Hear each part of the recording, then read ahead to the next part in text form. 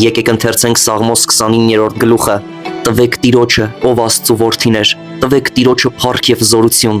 տվեք Տիրոջ իր անվան փառքը, երկրպագեք Տիրոջը սրբության զարդարանքով։ Տիրոջ ձայնը ջրերի վրա է, փառքի Աստվածը որոտում է, Տերը որոտում է հորդառատ ջրերի վրա։